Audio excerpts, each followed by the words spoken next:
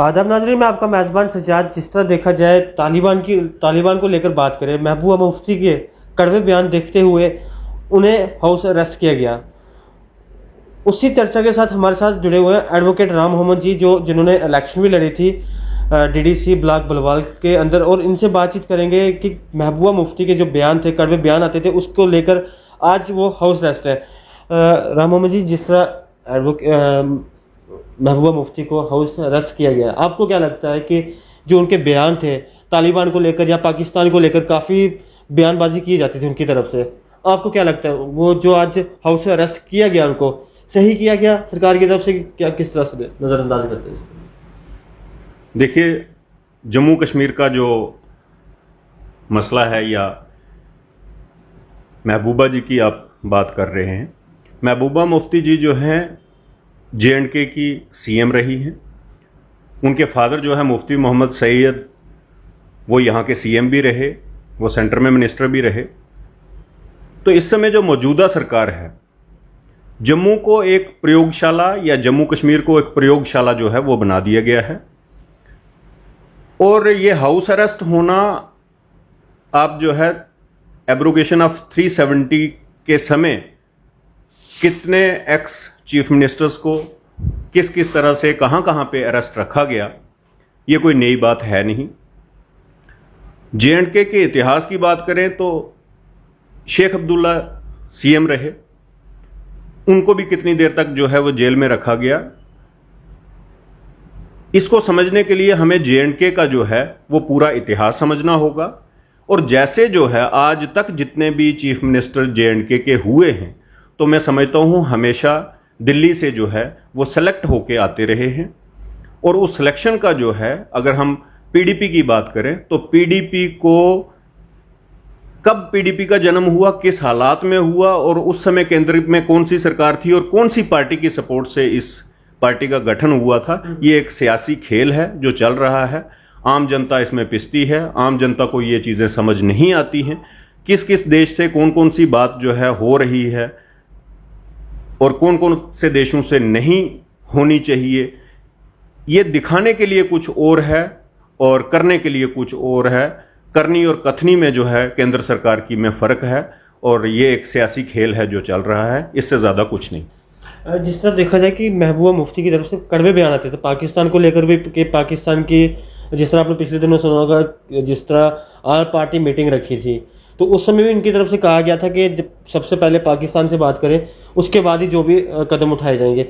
आज फिर से तालिबान को लेकर उनके ही हक में बातें की जा रही हैं महबूबा मुफ्ती की तरफ से, जहाँ जिस तरह फारूक अब्दुल्ला। देखिए, जो बातचीत है वो सभी देशों की जो है आपस में बातचीत चलती ही रहती है। इस समय अगर हमारे बॉर्डर्स पे सीज फायर हुआ है, तो मैं समझता हूं बातचीत का ही एक ये रिजल्ट है कि सीज फायर हुआ है। हम बोलने को ये बोलें कि बातचीत हम नहीं करेंगे, और जहां जरूरत हो, जहां आपको सूट करता हो, वहां आप चुपके से जो है बातचीत जारी रखें, और मीडिया में ये प्रचार करने के लिए कि हम फलां फलां देश से बात नहीं करें तो उससे वोट बैंक में फ़ायदा होता है। तो उस तरह का जो माहौल है, बातचीत किसी भी देश में जो है वो एक हल है। बातचीत के बिना किसी समस्या का हल नहीं हो सकता है। ये सदियों पुरानी ये चीज़ है कि कोई भी फ्रीक हैं जिनकी आपस में पड़ोसी हैं या उनका एक दूसरे के ऊपर निर्भर करते हैं, पाकिस्तान हो, दूसरे देश हो, चाइना हो, अपना नेपाल हो, पड़ोसी देशों में जो है वो बातचीत होती ही रहती है, और बातचीत करके ही जो है वो समस्याओं का हल हो सकता है। तो देखा जाए कि कहा जाता था जब भाजपा सत्ता में आई थी, कहा जाता था कि मिलिटेंसी जम्मू कश्मीर के अंदर ख़त्म की जाएगी, 370 हटाने के बाद मिलिटेंसी ख़त्म होगी और जम्मू कश्मीर में काफ़ी बदलाव आएंगे। लेकिन मिलिटेंसी दिन ब दिन बढ़ती जा रही है कहीं ना कहीं देखा जाए, और दूसरी तरफ बदलाव क्या लाए गए जम्मू कश्मीर यूटी के अंदर जब 370 तोड़ने के बाद, मैं ये चीज़ जानना चाहूँगा। देखिए, ये पहली बार है, हमारे लिए भी बड़ी हैरानगी की बात है। एक कंट्री लाइक स्टेटस J&K का था, ये एक प्रिंसली स्टेट थी, यहाँ का जो है कानून अलग था, और मैं ये कहने में प्रेज नहीं करूंगा कि ये कंट्री लाइक स्टेटस था और एक कंट्री लाइक स्टेटस वाली, स्पेशल स्टेटस वाली स्टेट को मैंने आज तक नहीं देखा कि उसको तोड़कर यूटी बना दिया जाए। आज जो है सभी पार्टियों की ये डिमांड है, सभी लोगों की ये डिमांड है, सभी संगठनों की ये डिमांड है कि हमारा स्टेटस जो है स्टेटहुड वाला रेस्टोर होना चाहिए। और दिल्ली में बैठ के पार्लियामेंट से जो हैं वहाँ के मंत्री हों या और लोग हों, ये कहते हैं कि हमने स्टेटहुड देना भी है, लेकिन अगर देना है फिर छीना क्यों था? सर, देने का मतलब यही है फिर कि अगर जिस तरह इस समय इलेक्शन की काफ़ी चर्चा चल रही है कि इलेक्शन होगा, मतलब देने का मकसद तभी होगा कि अगर जीत हासिल होगी भाजपा को।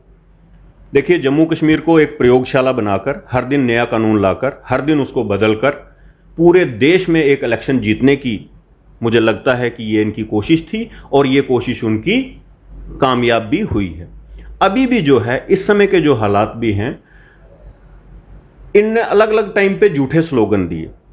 बिल्कुल, जीएसटी के टाइम जब जीएसटी लागू हुआ या जब डिमोनेटाइजेशन हुआ, तो इन्होंने उस समय केंद्र के मंत्री और भी वहाँ के लोग जो है सभी ये चर्चा करते थे कि डीमोनेटाइजेशन के बाद तो मिलिटेंसी खत्म हो ही जाएगी, करप्शन खत्म हो जाएगी। ना डीमोनेटाइजेशन के बाद खत्म हुई मिलिटेंसी या करप्शन, मेन जो है जेएंडके में करप्शन इस समय जो है बढ़ गई है, हाहाकार मचा हुआ है। आप रेवेन्यू डिपार्टमेंट देख लें, आप अदर डिपार्टमेंट्स देख लें, एक दिन कोई कानून आता है, दूसरे दिन कोई कानून आता है, तीसरे दिन उसको बदला जाता है, कानून बदल के खुद ही अपनी पीठ थपथपाई जाती है। ये एक सियासी खेल चल रहा है और सियासी खेल का इसका अंत जो है वो कभी ना कभी होगा। लोगों के साथ इंसाफ होगा, लोगों को अपने हक हकूक जो है मिलेंगे। 370 टूटने के बाद मुझे कोई भी एक फायदा बताया जाए। महाराजा बहादुर हमारे जो हैं, अगर उन्होंने कानून बनाया था कि यहां पर जमीनों का हक जो है वो बाकी स्टेट के लोगों को नहीं होगा, नहीं खरीद सकेंगे, तो ऐसा सिर्फ जेएंडके में नहीं है, असम में अलग है, हिमाचल में अलग है, गुजरात में अलग है, और स्टेट्स भी हैं जिनके अलग अलग स्टेटस हैं। बिहार या और कई स्टेट्स जो हैं वो स्पेशल स्टेटस की डिमांड करती हैं, हमें स्पेशल स्टेटस मिलना चाहिए। और यहां जम्मू कश्मीर का जो स्पेशल स्टेटस है जिस तरह से तोड़ा गया, वो इस समय जो है केस जो है सुप्रीम कोर्ट में है, उसकी जो है सुनवाई क्या होगी, कब होगी, क्या उसका रिजल्ट होगा, वो भी एक जो है देखने वाली बात होगी। तो दूसरी तरफ देखा जाए, अगर बेरोजगारी की बात करें, जिस तरह लोगों ने आप नेशनल हाईवे की बात कर लें कि काफ़ी ज़्यादा लोगों ने अपना रोजगार खोल के रखा था, लेकिन इस समय तोड़ा जा रहा है, पीला पंजा फेरा जा रहा है उस पर। देखिए, ये सरकार रोजगार देने में बिल्कुल नाकाम रही है और ये जो पीला पंजाब चलने की बात कर रहे हैं, लोग दिहाड़ीदार हैं, कोई ढाबे वाला है, कोई रेडी वाला है। वे माल बचा है वहाँ पे, वे माल को कोई छेड़छाड़ नहीं की गई वहाँ पे। देखिए, मेरे से बेहतर जो है वो आप मीडिया के लोग जो हैं वो समझते हैं, जानकारी रखते हैं यहाँ क्या सियासी खेल चल रहा है, किस तरह से लूटा जा रहा है। ये जेएंडके को सिर्फ लूटने के लिए ही जो है एब्रोगेट किया गया है, ये स्टेटस मैं समझता हूँ, क्योंकि हमारी स्टेट में जो है वो बिजली इतनी बनती है कि जो इस समय काफ़ी ज़्यादा मात्रा में अदर स्टेट्स में बेची जा रही है उसका बिजनेस करने के लिए। यहाँ के जितने पहाड़ हैं, जितने खड्डे हैं, दरिया हैं, उन सब में जो है नेचुरल सोर्सेज को यहाँ के रहने वाले लोगों को उनको कोई हक नहीं है। रेता है, बजरी है, पत्थर है, यहाँ के लोग नहीं उठा सकते हैं, लेकिन रिंग रोड जैसे जो प्रोजेक्ट बन रहे हैं, दिन दिहाड़े जो पूरे पूरे पहाड़ों के पहाड़ जो हैं खोदे जा रहे हैं, उसको ये माइनिंग नहीं बोलते हैं। जब एक गरीब आदमी एक ट्राली पत्थर की या एक रेत की वो लाता है, लाखों की लोगों में, लाखों की तादाद में लोग जो हैं, ट्रैक्टर ड्राइवर, टिपर ड्राइवर, उनका रोजगार जो चलता था उसको बंद कर दिया गया है और जानबूझ के बंद कर दिया गया है।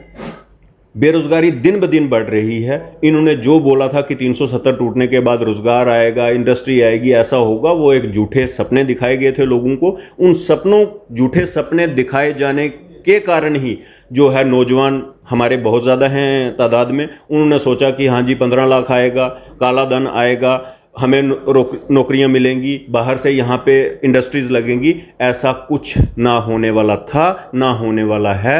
अब लोग जो है इसकी जानकारी लोगों को पता चल रहा है कि इनकी करनी और कथनी में कितना फ़र्क है और ये झूठे स्लोगन देकर युवाओं को अपनी ओर आकर्षित करके इन्होंने सरकार बनाई है। इस समय किसान आंदोलन कर रहा है, इस समय पढ़े लिखे नौजवान जो हैं वो रोजगार के लिए जो है वो तड़प रहे हैं। जिनकी लगी हुई नौकरियां थी, प्राइवेट कंपनीज में नौकरियां करते थे लोग, लाखों की करोड़ों की तादाद में जो है पूरे देश में जो है वो लोगों का रोजगार छीना जा चुका है। और ये सिर्फ झूठे स्लोगन बताते हैं। अब कोरोना की, कोविड की जो है वो पोजीशन, जिस किसी स्टेट में इलेक्शन होता है वहां पर इनके जो है SOPs कोई फॉलो नहीं होती। लाखों की तादाद में जो है लोगों की भीड़ इकट्ठा कर लेते हैं। अभी थोड़े दिन पहले मैं सुन रहा था कि 10वीं 11वीं 12वीं के बच्चों को जो है वो इंस्टीट्यूट जो है खोले जाने पर विचार हो रहा है, और स्कूल में वही 10वीं 11वीं 12वीं के बच्चे जाएंगे जो वैक्सीनेटेड होंगे, जिनको डबल डोज लगी होगी। कैसा भद्दा मजाक ये करते हैं।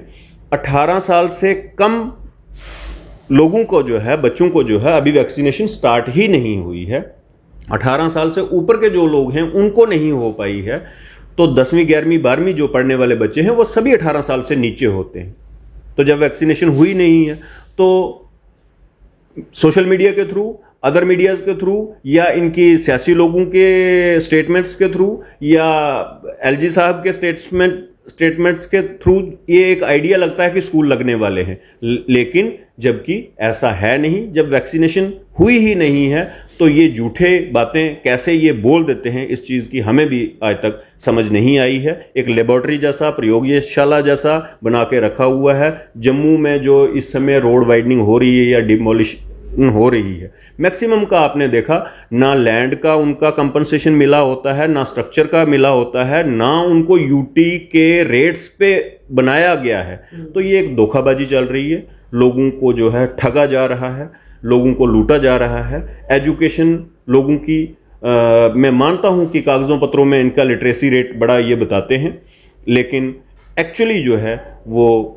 एजुकेशन, लैक ऑफ एजुकेशन की वजह से लोगों को ये चीज़ें समझ नहीं आ पा रही हैं। और जिन लोगों को ये समझ आती है वो अगर बोलते हैं तो उनको अंदर ठूसा जाता है, उन पर जो है केस बनाए जाते हैं, उन पर जो है एजेंसीज उनके पीछे लगा के उनकी आवाज़ दबा दी जाती है। ठीक है सर, जिस तरह आपने रेवेन्यू की बात की, कहीं ना कहीं देखा जाए अगर जो लोगों के मालकी डॉक्यूमेंट थे, जो ज़मीन थी, जो पूरा हक है उन पे, आज स्टेट लाइन के बोर्ड लग रहे हैं। अगर बलवाल की बात करें, हमने पिछले दिनों देखा एक खबर भी चलाई थी हमने, जो किसी के नाम पे ज़मीन थी और लास्ट में स्टेट लाइन का बोर्ड लगाया गया। जब फर्द वगैरह काटे गए, रजिस्ट्री की गई, तब ये चीज़ नहीं चेक की जाती रेवेन्यू की तरफ से। जिस तरह आपने कहा कि जिस तरह करप्शन रेवेन्यू में चल रहा है, इतना करप्शन कहीं चल नहीं रहा। देखिए, कानून जो है, एक सरकार आती है कुछ कानून बनाती है, दूसरी सरकार आती है कुछ बनाती है। जैसा कि मैं आपको मिसाल दूंगा कि अगर कंट्रैक्चुअल रिक्रूटमेंट हुई, कंट्रैक्चुअल रिक्रूटमेंट एक सरकार करती है, तो दूसरी सरकार आके, मौजूदा सरकार जब बनी थी PDP और BJP की, इन्होंने क्या कहा था कि ये पुरानी सरकार ने रिक्रूटमेंट की है, वही देखेंगे। अब अगर हम मौजूदा सरकार से सवाल नहीं पूछेंगे, उससे उम्मीद नहीं लगाएंगे, तो और किससे लगाएंगे? हारे हुए MLAs, हारे हुए MPs वो थोड़े फैसला करेंगे कि पिछली सरकार ने क्या किया था, क्या नहीं किया था, या उन पर बर्डन डालना ये कोई इंसाफ की बात नहीं है। और ख़ासकर ये ज़मीन का जो है, रोशनी का जो इन्होंने बोला कि रोशनी की स्कीम जब आई थी तो स्टेट लैंड को जो है वो जो उसको कल्टीवेशन करते थे, एग्रीकल्चर का काम करते थे, उनके नाम जो है वो ट्रांसफ़र कर दी जाएगी। बाद में वो कोर्ट में केस गया, तो उसका भी जो है कहीं पालन थोड़े हो रहा है। कोर्ट से जितने ऑर्डर्स आते हैं, सरकारें उनको इम्प्लीमेंट पूरी तरह से नहीं कर पाती है, क्योंकि अपने सियासी फायदे के लिए जो है एक इस समय डर का माहौल बना हुआ है। लोगों को ये पता नहीं हमारी ज़मीन हमारे पास रहेगी नहीं रहेगी, और ये एक मुश्किल समय है। जब तक चुनी हुई सरकार यहाँ पे नहीं होगी, तब तक लोगों के हक इंसाफ की बात हो ही नहीं सकती। जी शुक्रिया राम मोहम्मद जी। ये थे हमारे साथ एडवोकेट राम मोहम्मद जी, जिनसे हमने बातचीत की खासकर महबूबा मुफ्ती को लेकर। जिस तरह हाउस अरेस्ट किया गया उनको, जिस तरह कड़वे बयान नज़र आते थे पाकिस्तान को लेकर, जहाँ तालिबान को लेकर कहा जाता था कि उनके साथ बातचीत की जाए, जहाँ उनके साथ हाथ मिलाया जाए। इस तरह देखते रहे नया इतिहास। मुझे दीजिए इजाज़त। आदाब।